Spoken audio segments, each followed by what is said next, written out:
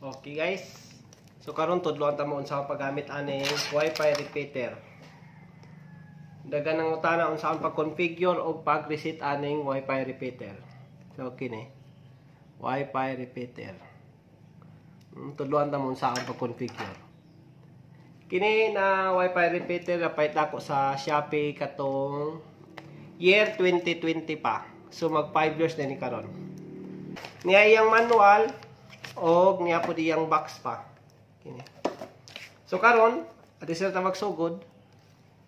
Intro muna.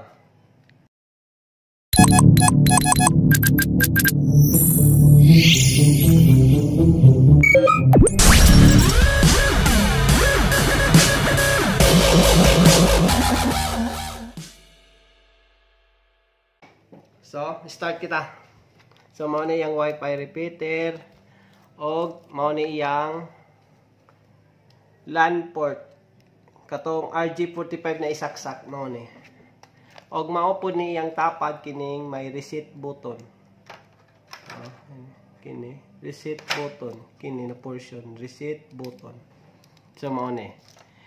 Sa pag-reset ani, long press lang nato og 10 seconds para ma-reset siya. Tapos diri asa tubang ana siya light indicator upat ka buok. Kini sa taas, dili halos makita kay bislaw. Okay, try nato unya pagsaksak sa outlet. O kini iyang box, Wi-Fi repeater box mo ni. Kini. O niya pa iyang manual. Manual o iya RJ45.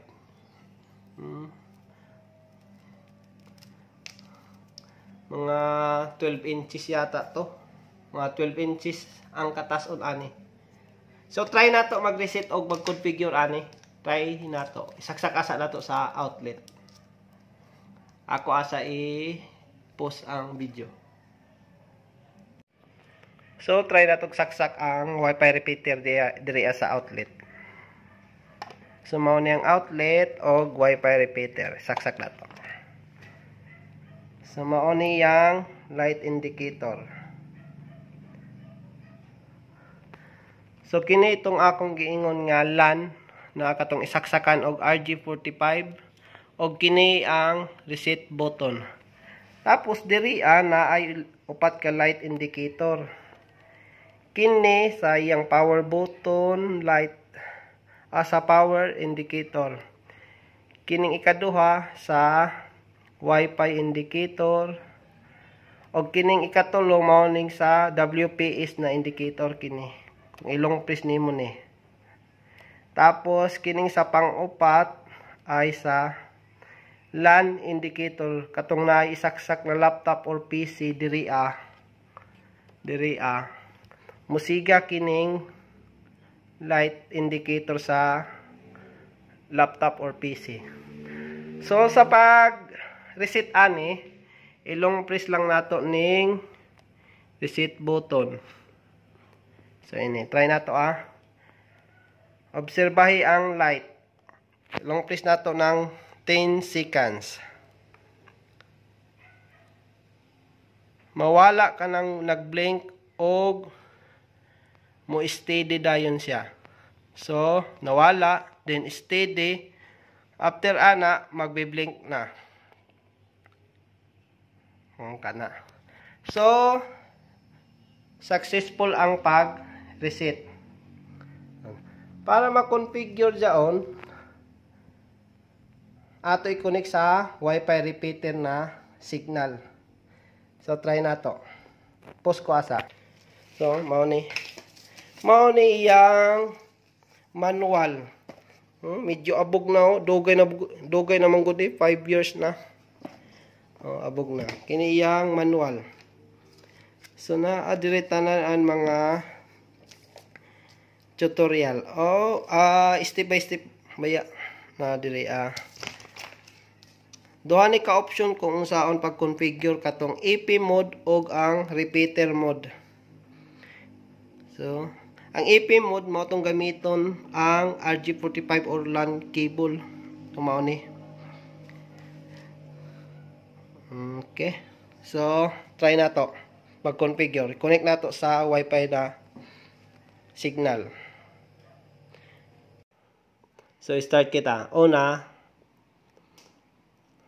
ato ta sa settings. Mauna ang settings. Tapos, pangitao lang nato ang Wi-Fi. So, mauna yung ang Wi-Fi. So, diri ang makita ang Wi-Fi repeater. So, mauni ang Wi-Fi repeater. Para mag-configure dyan Wi-Fi repeater, ato ara i-click, i-connect rabali nato sa Wi-Fi repeater ang atong cellphone. So, automatic, kini ang makita. So, mauni. Sa mga walay mga ingani, pwede po nato na i-try sa website or sa browser. So, try nato sa browser. Dira sa Chrome. Tapos, i-type lang nato ang myrepeater.net.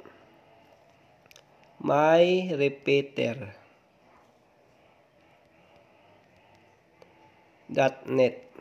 So mauni. So, kini ang makita. Kung katong na walay inyo ha, pwede ninyo i-type lang sa browser ang myrepeater.net. So, mauni. Tapos, ang password ani is admin, lowercase lang tanan. Then, sa ubos, admin. Then, submit. Click na to ang submit. So, mauna ni ang makita sa Wi-Fi repeater. Diri sa wizard, mauna basic settings, password, internet, og status. Tapos kini, sa wireless status, diri ang makita kung pila nakakonect sa Wi-Fi repeater. Kini may naay isa. So, mauni ang akong cellphone nakakonect. So, try na to mag-configure. Duha ka option kung mag-configure. Kining EP mode using LAN cable or wireless mode using repeater mode. Mauni. So, i-try nato ning repeater mode para makita ninyo unsa ang pag-configure. Sa pag-configure aning repeater, i-click lang nato ining repeater na option. So, mauni ang makita sa repeater mode. Tapos, diri ang makita ang mga available na main Wi-Fi. So, kini. Mauni ang mga available na main Wi-Fi. Diri ang main Wi-Fi mauni. Kining nag-una. PLDT home. Tapos, sa pagpili ani, i-click lang nato ining select. Mauni select. Then, mauni ang makita sa ubos. Mauni ang Wi-Fi repeater. Naay extension nakabutang sa iyang ngalan. Kay extender ang Wi-Fi repeater. So, mauni ang Wi-Fi repeater. Naay extension sa last niya kay extender man ang Wi-Fi repeater.